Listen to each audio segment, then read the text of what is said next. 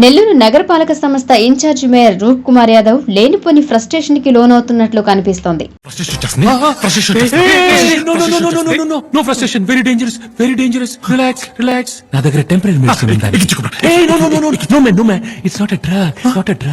నిజాలు బయటపడుతుంటే వాటికి సమాధానం చెప్పలేక తప్పించుకునే క్రమంలో ఏదేదో మాట్లాడేస్తున్నారు.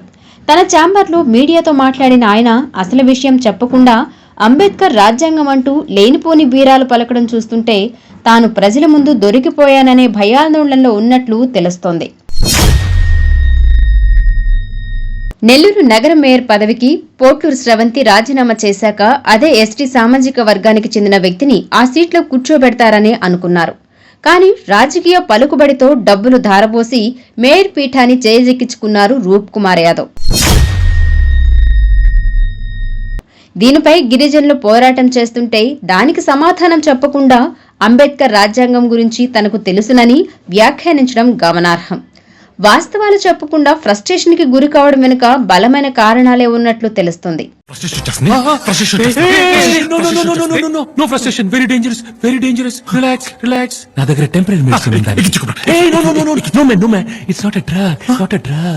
అక్రమ వ్యాపారాల గుట్టు ప్రజలకు తెలిసిపోయిందనో లేక అక్రమ మార్గాల్లో రావాల్సిన సొమ్ము తగ్గిపోయిందనో ఏమోగాని తీవ్రమైన నిరాశ నిస్పృహలకు లోనైనట్లున్నారు.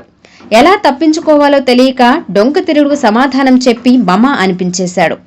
ఆ ఫ్రస్ట్రేషన్ కి కారణం ఎవరో కాని బలంగా అతనిపై సైలెంట్ దాడికి దిగినట్లు అర్థమవుతోంది.